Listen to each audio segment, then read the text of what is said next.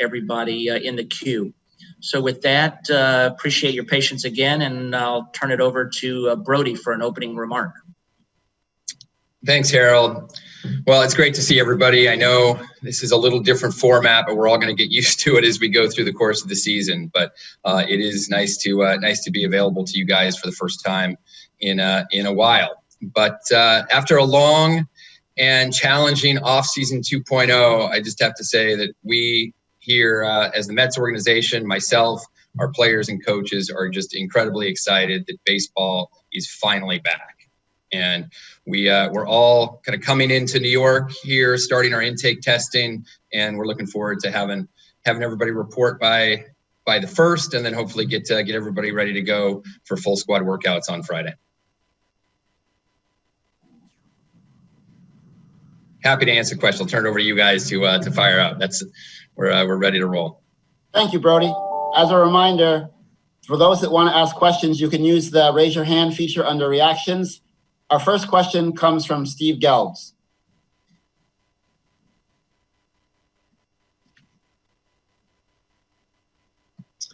Hey, Brodie, when last we left you guys, there were some, health issues, concerns for a few players, notably Yoenis Cespedes, Jed Lowry, and Michael Conforto. Could you give us an update on where all three of those guys are health-wise right now? Sure. I think the important point to recognize is that none of us have been together for quite some time. And the performance staff and the coaching staff has stayed connected to our players in an unbelievably incredible fashion. These guys have continued to work. For those specific players, I think that Cespedes has been working hard. We are looking forward to him getting into camp and believe that he should be closer to being game ready than when we saw him last in March. In Conforto's case, the time off definitely was a gift for him. He'll be back and ready to go without restrictions here come the week. And then for Jed, it's been a long time since he's played in a real game. He's had a situation where he was playing in a rehab brace, as you guys all saw over the course of spring training. Our hope is that he'll be able to continue to transition out of that brace and start to see some more advanced action here in the coming days. Brodie, when it comes to Cespedes, given the fact that there's now a DH in the NL, is it realistic to expect that he would be ready to go perhaps in that slot on opening day? We'll have to evaluate how the next few days go, but we're optimistic. His bat can be a real impact and be a little bit of a separator for us as we compare ourselves to the rest of the teams in the league. Thanks. Thanks, Steve. Our next question comes from Tony DiComo. Hey, Brodie. I'll ask you this one first because it's kind of becoming newsy around the league today.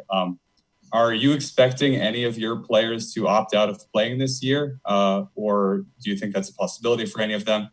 And also kind of as an aside to that, have you had anyone test positive for the virus to your knowledge? I'll take thanks, Tony. First part first is that, at this point, we've stayed in communication with our players. We want to support them and make sure they feel safe and that they're in an environment where they can be healthy through the course of the year. At this point, we've heard that all of our players are making travel arrangements and hope to make it here in time this week and anticipate everybody reporting to camp. And then the second part of that question, Tony, we've been incredibly fortunate. I know we've seen and heard a lot of the reports from teams around the league, but we've been very, very fortunate that we've only had one player on our 40-man roster test positive since this entire world started being affected by it, back in February. So we feel fortunate. I think it's a credit to not only the education that our players received, but also their best habits and best practices that they exhibited over the course of the last few months. And I assume the player that tested positive is fine now? Well, I don't want to get into the specifics of it, but he's tested positive. He is recovering, and we feel like he's in a good position. But we'll sort of wait and see once we get everybody here in camp. Thank you. Thank you. Our next question comes from Tim Britton.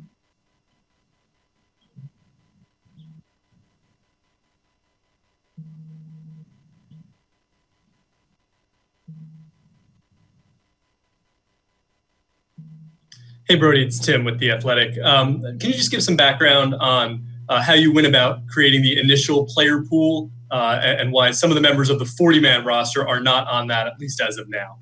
Sure.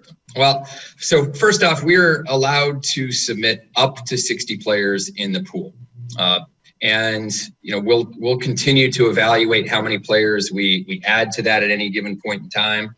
First and foremost, we are all having to rearrange our spring training plans to move up to our home cities. And here at Citi Field, we are moving from 7 fields to 1 field here at the main stadium. So we wanted to limit our numbers here originally, and then we will plan to be opening up our alternative site in Brooklyn here in the coming days. Once we do that, we will likely add more players to that pool. We've also added 5 players to our original pool that we submitted yesterday over the last 24 hours. So we're up to 50 now, and we anticipate that growing here within the next 7 to 10 days.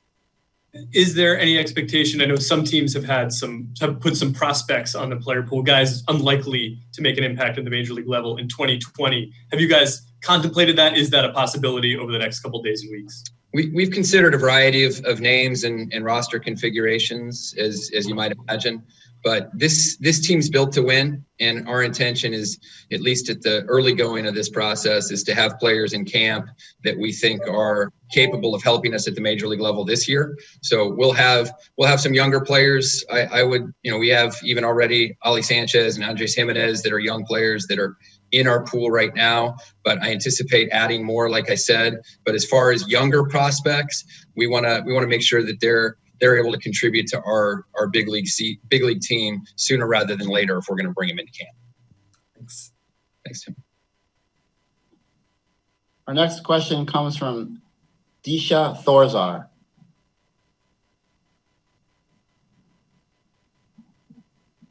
Hey, Brodie. So kind of 2 questions here. Have you met with the coaches yet in person since everyone has arrived back in New York? I've met with Luis Rojas so far. He, as everybody knows, we have to go through intake screening, and we've begun that. We started that on Friday. We'll be continuing it throughout the week. So Luis and I participated in that on Friday, and the other coaches are coming in over the course of the next couple of days. Once they complete their screening, we'll be able to meet with them face to face. But we've had a lot of Zoom calls with them over the last few weeks. I can assure you of that. Yeah. And then second thing was just how comfortable are you with baseball returning as the COVID numbers continue to rise across the country? We have to be careful, and we have to continue to consult with our medical team. We have to continue to make sure we're in touch with Major League Baseball and are following the protocols that they're advising us to do. But really, education is going to be crucial for us. We've got to make sure that we understand best practices in social distancing, make sure that we know we're keeping ourselves, not only apart from one another, but also behaving in a way that's consistent to what's going to keep us all healthy. And we'll continue that education, not just for behavior at the ballpark, but also when players and coaches and staff leave and go our separate ways at the end of each workday. Thanks. Thanks, Disha. Our next question comes from Justin Toscano. Hey, Brodie, Justin Toscano with The Record here. I was curious, do you guys have any players who might be high risk for COVID? I know you said nobody's opting out, but if so, what might you do to make them feel a little bit more at ease during a situation like this? Well, first off, we'll always want to protect the privacy rights for any of our players or staff. But making people at ease goes back to what I said to Disha's question, is that education is important. We need to make sure that we start with informing our players of what procedures are in place. We want to follow that up with helping them understand how to comply with those procedures. And then 3, make sure they're respecting each other, because anything that happens both here at the ballpark as well as at home and on the road is going to impact not only what individuals can accomplish, but also what this team can accomplish collectively. Our next question comes from Bruce Beck. Hey, Brodie, I know you were very high in this team, very optimistic in February when we talked to you. Is your vision for the team the same right now in this 60-game sprint? Well, we still have a lot of talented players on our roster. I think that the fact that we're coming in not only with the same group that we left with, but also with some additional pieces, we feel like we've got a group that can contend. When I look backwards to where we were at the end of the season last year, I think we had the best record in the National League for the last 60 games of the season last year. So if we can pick up where we left off and go through a 60-game sprint, I think we're going to be in a position at the end that we'll be happy with. Does the shortened season in any way help or hurt your ball club, do you think? I think it's a track meet. That's the way I'm going to be communicating it to our players, is that this is like an Olympic trials or an Olympic Games, where we've got a 100-meter sprint that's going to be the first 20 days. We've got a 200-meter sprint that's going to be the next 20 days. And we've got a 400 sprint that's going to be the last 20 days to make up our 60-game season. But we're motivated, we're talented, and I know the players are coming in with the mindset that there's a sense of urgency that we're not going to give away any games in the early going. Thank you. I hope you and your family are safe. Thanks, Bruce. Right back at you. Once again, as a reminder, if you cannot find the raise your hand feature, or if you don't have that on your Zoom application, you can use the chat feature to privately let me know you'd like to ask a question, and we'll accommodate. Our next question comes from Joel Sherman. Brodie, I realize it's a bit of a tightrope on this, but do you think Major League Baseball is doing the right thing by going ahead and trying to play this season? We all want to play baseball. I know that the fans want to watch as much baseball as they can. That's what we all go to work for. And provided that we can all work together to comply with these protocols and respect, as I said earlier, respect each other and respect the rules, I'm optimistic that we can make this happen. I know, for one, that I trust the people in our clubhouse. I trust our medical staff, and I know that we'll be doing everything possible to try to keep everybody safe. And with that mindset, I hope we can entertain people with a great product on the field, because we want this team to play. Can I just follow up, Brodie, by asking what would make you change your mind about that? You feel good about your team. You're only in charge of one of the 30 teams. If you saw certain outcomes on other teams, would that move you to reconsider? Joel, I'm focused on here. I'm focused on now. And as we've seen over the course of the last few months, things change quickly, and we learn more information by the day. I hope we learn more information by the day that will help protect ourselves, protect each other, and put us in a position to not only have a great regular season, but also a great October. Thank you, Brodie. Thanks, Joel. Our next question comes from Tim Healy. Hey, Brodie. Quick question on Noah Syndergaard. How is his rehab going early on? And is he in St. Lucie? Is he going to work out in City Field, or is he with his own trainers and PT folks? Yeah, he's doing well. The surgery was successful, and as we all know, Noah is about as hard of a worker as there is on our team, and really in baseball. He's taken his rehab very seriously so far, as you might expect. He's going to be rehabbing down in Florida, at least for the time being, and we'll obviously stay in close communication with his trainers as well as our trainers up here. And on another note, MLB obviously is putting in strong recommendations on what players can or should not be doing at home and on the road, but teams are allowed to put in their own rules. Are the Mets implementing anything to that effect in terms of telling guys what they can and can't do when they're away from the ballpark, home or away? Well, first, those of us that have been in the tri-state area for the last several months recognize that this market has had to look at the COVID virus in a different way than maybe some other markets were. So the behavior that we feel like we have in place right now as a community, we think is a good one. And we are going to continue to educate our players on how we have overcome some of the initial spikes in the virus as a community over the course of the early parts of this. We want to continue to improve so that we can stop this spread and continue to try to see some declines or at least stabilization of it. As far as our specific rules, we will continue to be strict. I think, as I said earlier, social distancing is important. We can control social distancing here on our complex, and we want players to recognize, and coaches and staff to recognize, the importance of adhering to those guidelines as much as is reasonably possible when they go home. And what about rules and guidelines for when they're away from the complex? Again, rules and guidelines, we want people to respect themselves, and we want to respect people's free choices to move. We're not going to create penalties or fines for players when they leave the ballpark, but we trust them. They trust us, and we trust each other, and that's how we feel like we're going to get through this in the best way possible. Thank you. Thanks, Tim. Our next question comes from Mike Vaccaro.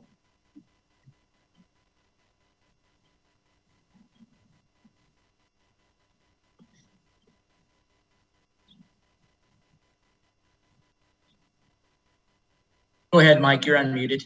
Okay. Brodie, I was curious, how much of your days right now are committed to worrying about making sure this is as healthy as possible work environment, and how much of your days is committed to actually being GM of the Mets? I mean, is it a thing day to day that it goes one is more, one is less, or you just try and balance it as best you can? Yeah, it's hard to separate or distinguish between the two. There's been a lot of time and effort preparing for the opportunity we now have in front of us. John Ricco, who many of you know on our staff, has taken a leadership role of trying to manage this process of preparing facilities, and I say that as a plural. When we were working in Florida to here at Citi Field and eventually Brooklyn, we have to make sure that we have a facility prepared to handle us. We have to have protocols that are in place, and then we also have to have buy-in from everybody that's a part of it. From my role, making sure that we are helping coordinate the best setup, the most efficient setup for our players' workouts, and obviously for what life is like for them inside the clubhouse is important. Building a roster and putting the team in a position to succeed is something that is a day and night job. So we never leave that behind. But part of our success is going to be contingent on what type of environment we can create for our players here, and I view that as symbiotic to what we're doing with roster construction. Thanks a lot. Thanks, Mike. Our next question comes from Marley Rivera. Hi, Brodie. Good afternoon. One quick question. There's been a lot of talk especially for some governors, particularly Governor Abbott of Texas, how they might be expecting some fans at some point this season. Do you see fans at any point this season at Citi Field? Well, Baseball, we play baseball for the fans. I know the players always are energized by the fans in the ballpark, and we would love to see that happen. But in the meantime, we know that we're performing for the fans sitting at home watching TV every night, and we'll try to give them the best show that we can, and hopefully welcome them back at whatever point it's safe. But until we have clearer picture on what is safe, we'll continue to play under the environment that we have right now, and try to be the best version of ourselves as possible. Our next question comes from Mike Fitzpatrick. Hey, Brodie, Mike Fitzpatrick from AP. You mentioned that one player from the 40-man roster tested positive. Did you guys have other players not on the 40-man test positive? And also, there's been some word that some teams are thinking about or looking into, in order to protect their coaches, in some case, some older coaches, maybe not necessarily be in the dugout during games or have them in different spots. I know you guys have a relatively young coaching staff by comparison, but any thought or talk about doing that with your coaching staff, taking some precautions in that way? Yeah, thanks, Mike. The first part of the question is we have had some minor league players test positive. We've been, again, fortunate that it hasn't happened on our complex, at the Clover Park complex. So we've, again, tried to help educate our players. We feel like the environments we've created both here at Citi Field and in Florida have been as safe as possible. But, as players have gone across the country, and in some cases, to other countries, we have had some minor league players that have tested positive. The second part of your question, it really relates to accommodations. We're in communication with all of our coaches, as we are with players and staff, to make sure we identify, which employees have higher risk skill sets, I guess, but higher risk conditions. And in turn, we're going to make every accommodation we can to not only make them safe, but also make them comfortable. So that communication is ongoing. Thanks. Thanks, Mike. Our next question comes from Dave Lennon. Hey, Brodie, how are you? Great, David, thanks. One thing I wanted to say, trust hasn't really worked as a national policy in trying to control this, for one. And two, a lot of players, if any, most I would say, didn't live in New York or weren't in the tri-state area, so they didn't kind of experience what a lot of what New York went through. Where do you think that the thrust is going to come from to kind of keep these guys in line? Is it going to be like the clubhouse leadership? Do you think that's able to do that? I mean, I know for yourself and for Louis and for the coaching staff, they're going to tell the players what they should do. But, it's one thing to listen to it and another to practice it. I'm wondering if you think that, the personalities that you have in that clubhouse and the fellow players are really going to be the ones that are going to be able to keep your team in line with this stuff. David, you used the right word. Leadership is everything here. Leadership from our ownership group, from my position to the rest of the front office, Luis, and the players themselves. Leadership really is going to be the difference maker for the teams that are able to best handle this and best cope with the challenges that we face. And that really is the accountability that needs to be shared by all of us, not just baseball, but our whole society. We need to exhibit leadership for what we know at this point in time is the best possible way of avoiding the virus and keeping it from spreading when inevitably it does affect people. So I know from what we learned in Port St. Lucie and what we learned here at Citi Field over the course of the last week as we've had players here, is that Luis really understands the seriousness of his leadership. I do as well. Jeff, Fred, the entire ownership group are putting it on each other to say, let's police each other. Don't let each other lapse in our judgment. Don't let each other fail to behave in a manner in which we know is in our best interest. And as you mentioned, player leadership is important. In our clubhouse, we have a good blend of veteran leaders who have been part of successful teams, and we've got a young core group of players that want to win and that are motivated above and beyond anything else to be the best players they can be right now. And how do we do that? We stay together. We stay together as one unit, and we don't do it just for the purpose of winning games, but we do it for the safety of ourselves, our families, and our loved ones. And just based on the people that you do have, Brodie, can you say you're confident that this can work, or what would you use to describe it? Optimistic, encouraged? I mean, is confident the right word to use here? We're committed. We're committed to the process. We're committed to educating ourselves and each other.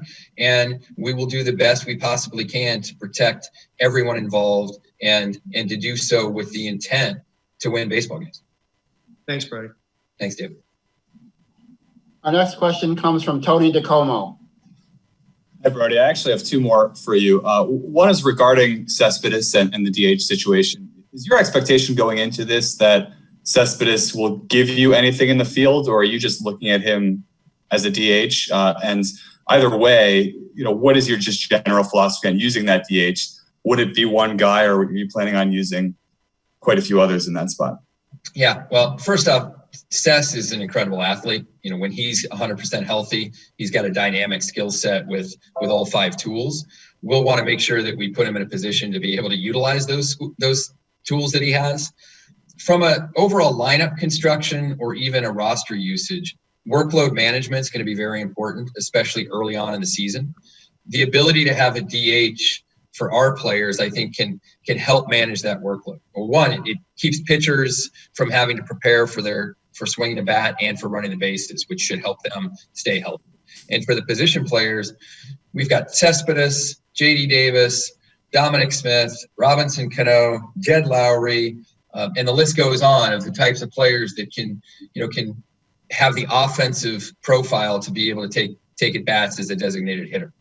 The list goes on when you start talking about Pete Alonso and Jeff McNeil and even our younger, more athletic guys like Conforto, Nimmo, and Marisnik. These guys can get off their legs more often if we're utilizing the DH. So we feel like our lineup can be as deep as anybody's in baseball. We think we have punch. We think we have guys that can impact the game with the bat, and so we're looking forward to utilizing the DH spot to both protect our guys' health and to put up some offensive force. Just regarding the structure of spring training or summer camp or whatever you want to call it, what is your plan in terms of intra-squad games and also inter-squad games? Do you have those scheduled? Do you know, will you be playing the Yankees at all? Things like that. Yeah, we'll have to evolve with the schedule with more information that we see from the players and how they're responding. But the first couple of days, we know we're going to have multiple sessions of workouts. And even as we go through camp before we get into full inter-squad games, we're going to have separate sessions, whether that's 2 or whether that's 3 as we go on. We're going to intend to have multiple sessions to keep players fresh and not on the field too long, but also to have staggered workouts that we can have socially distanced practices across both sides using the visitor and home clubhouse. As far as it relates to inter-squad games, I think you'll see sim games as early as the first few days in camp, where we do have 9 guys in the field and pitchers facing batters in a competitive environment. As it relates to exhibition games, we're in the process of evaluating the pros and cons of that, both in terms of player performance and safety, but we'll probably have a little more information on that in the coming days. Thank you. Thanks, Tony. Our next question comes from Dan Martin. Hey, Brodie. Hope you're well. What's Tim Tebow's status at this point? Was he consideration to be put into the pool? Thanks, Dan. Yeah, as I mentioned earlier, we only submitted a 45-person player pool. That's now up to 50. So we do still have 10 spots that we haven't made final determinations on who we will be bringing. He was in camp with us early on in camp last spring, and he was sent out to minor league camp about a couple weeks into it. But he, like many of the other players that were in spring training for us, will be considerations to bring back. But we haven't made those final decisions, and we probably won't until we get to the point where we open up the Brooklyn camp. Thanks. Thanks, Dan. Next question comes from Tyler Kepner. Yeah, Brodie, hope you're doing all right, you and your family. Thanks, Tyler. Right back at you. Yeah, thanks. What is this season going to be like for you? With 1 month into the season, you got the trade deadline. It's just different for everybody. But how are you anticipating that your job as GM is going to be different? Will you evaluate each game 2.7 times the way you usually do? What are you anticipating for yourself and your staff? It's uncharted territory for all of us. All 30 front offices. Personally, I think it's kind of an intellectual challenge. It's an opportunity to do things that we hadn't contemplated before. It's an opportunity to view not only a 60-man roster, but as we work our way down from 30 to 28 to 26, we have all sorts of things that we hadn't previously even considered. We were going to be making a change from 25 to 26 when we started this year. We were thinking about how to use 3 batter limits for bullpen arms. Now we have more available spots. We have some runway to identify what our team looks like in those first 4 weeks as we have the full expanded roster. And then we're going to be in a position where we can look at the end of the month of August and say, okay, where do we stand? Hopefully we're in contention. And how do we make our team better going into September, given the situation that we find ourselves in? But it's going to be different. But I think the way we're looking at it is that it's going to be exciting. And hopefully it'll be exciting for the fans because none of us have seen this before. Thanks, Brodie. You're welcome. Thanks, Todd. Our next question comes from Disha Thozar. Hey, Brodie, just one more thing. Are your current trainers and doctors kind of prepared to handle the extra COVID protocols, or did they have to go through more training, or are you planning on hiring a separate doctor entirely for that? Yeah, we didn't start it this week. I think that's the number one takeaway here is that this isn't something that was sprung upon us and that we were just waiting to learn about the virus here. Now that we know the camp is starting later this week, this is something that going back to February and March, there have been countless hours and discussions within our medical team and performance department, with the HSS staff, with the state governments. The conversations that Jeff had with the governor in Florida and with Governor Cuomo here in New York have been extensive to make sure we have the best information possible as fast as we can get it. And then we apply that to our plans and our protocols. And our players have been educated and been communicated with throughout. Dr. McElhaney has been in touch with our players on a regular basis. She's answered a lot of questions, and our whole medical team has been reading every study and making sure that we're on top of the latest information. So we'll continue to do that. It won't be something that stops, and we know that it will be an evolution where things change by the day, if not by the minute, and we'll make sure we're on top of it. Thanks. You're welcome. Thank you. Our next question comes from Danny Torres.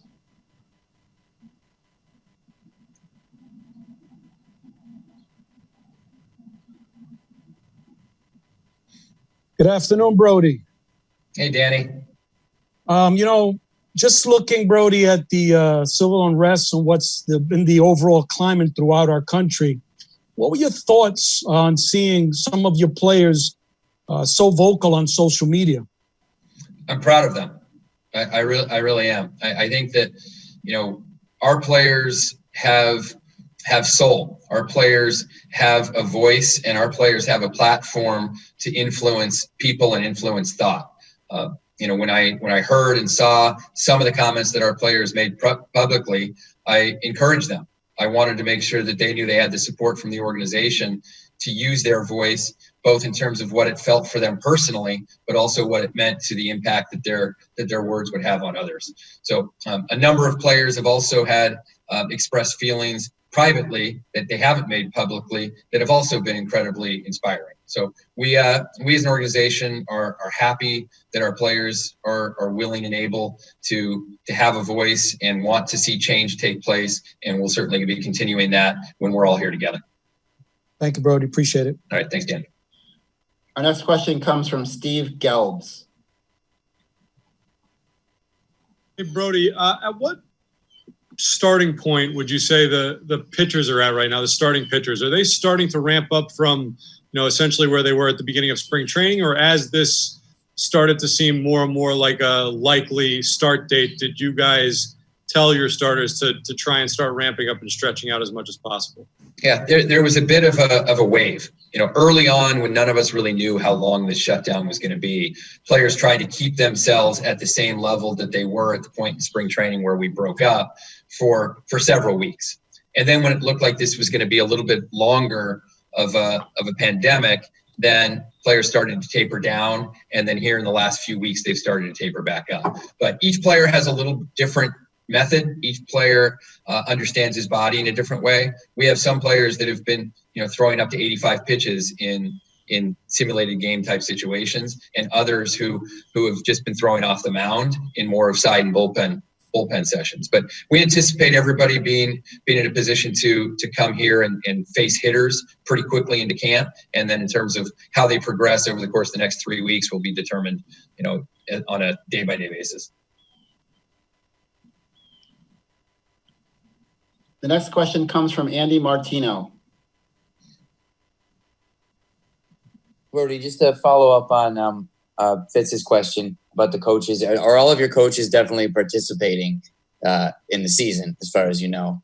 And what you said about the positive player on the 40-man, does that mean, is that somebody in your pool for whom you may need to use this COVID injured list, and somebody who would be inactive during when spring training resumes?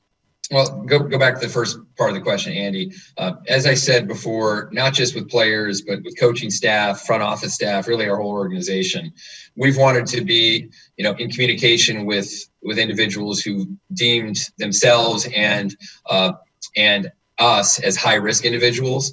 Some of our coaching staff would fall into that category, both at the player development level and then at the major league level. So we've continued that communication.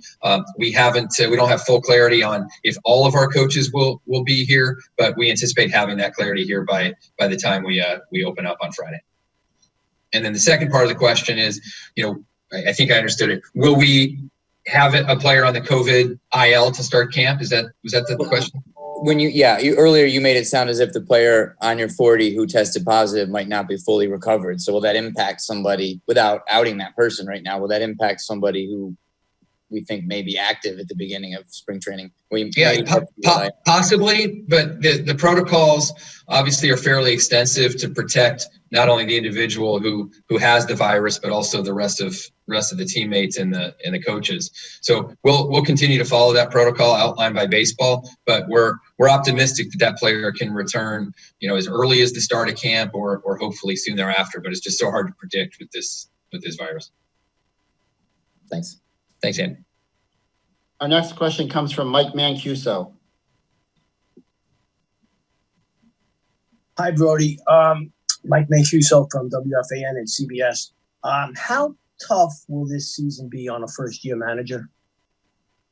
I think this season is going to be new for everyone. In some ways, I think Louis may benefit from the fact that all of his peers are going through a situation that they've never been through before themselves. And Louis, as he did this past off season and working with his coaches, he spent a lot of time preparing for what this season might look like. And he and Allard Baird and the rest of the coaches have been working on hypothetical spring training or now summer camp schedules for months. And now that we have more clarity on what the rules are, that's fast forwarded here over the course of the last couple of weeks. And I know he's very excited about having the depth of talent that he has to create lineups every day. And I know he'll be ready for it. Thank you. Yeah. Thanks, Mike. Our next question comes from Tim Britton. Hey, Brodie, I'm just wondering if you guys have officially named the infection control prevention coordinator as outlined in the operations manual for Major League Baseball. Yeah, we've been working with Major League Baseball, our medical staff, and our performance staff to make sure that we're fully compliant with all of the personnel that we will have in place, and we've been putting that action team together, and we're ready to go this week. Is that someone who was already on your staff? Yes. Thanks. Yeah, thanks, Tim. Our next question comes from Rich Catino. Hey, Brodie. Given the short season, the 60-game season, and given how important a bullpen is in a 162-game season, how do you feel about your bullpen's depth and the ability to handle all the new rules, the extra inning rules, 3-batter rules? It all kind of combines into managing a bullpen challenging. First, Rich, good to see you. I hope you're feeling well. The bullpen is something that we put a lot of time and energy into the offseason, both in terms of programs for the players that were returning, as well as some of the new faces that we added through free agency. We added Hunter Strickland to the club here and to our player pool earlier today. We're gonna view this as all hands on deck. We've got some players who pitched in the big leagues for us for parts of the last couple of years who have options. We have players, obviously with some more veteran experience, and we've got a 30-man roster to work with at the start of the season, and we have 28 roster spots until the end of the first month. So we feel like we've got some weapons, and my confidence in the bullpen is still sky high, and I hope that everybody shows up here and is able to maintain their health and pick up on the steam that they had when we broke camp, and hopefully can move forward quickly. Thanks, Brodie. All right, thanks, Rich. Next question comes from Tony DeComo. Does the nature of a 60-game season change the way you look at your rotation and specifically Does it change the way you look at Seth Lugo and or Robert Gesellman? Might they be used as starters? Might they be used as openers or anything outside the box like that, just given that it's a shorter season? Yeah, well, first off, we will always be thinking creatively on how to use our players most effectively. There's no question that the short season makes every game that much more important. And we'll find out more about our starting pitchers here in the coming days and weeks to see how many innings we think realistically they can be effective in the early part of the season. But having Seth, having Robert Gesellman, both guys that have real flexibility to be multi-inning guys and or even be starting pitchers in some capacity are advantages that I think we have and that shouldn't be lost in the depth that we have of starting pitching as you factor those guys in. We also have, some high velocity, high stuff bullpen guys that as we look at how we might use them in whether it's in between starts for someone who might need an extra day, or whether we haven't seen the schedule yet, so I don't know exactly how this is gonna shake out. But we may see shorter starts from certain pitchers early on in the year, and we may see bullpen arms pitching in situations earlier than maybe they otherwise have been accustomed to. But we're going to use it with the mindset that every out counts, not just every inning. Do you anticipate going into the season with what you would call a traditional 5-man rotation, though? Heading into this season now? Yeah.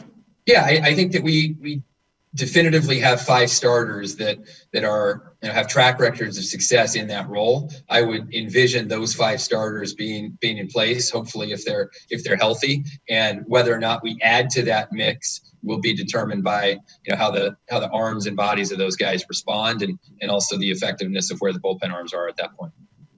Cool. Thank you. You got it. Very good. Brodie, thank you very much, and want to thank everybody else for participating in this call.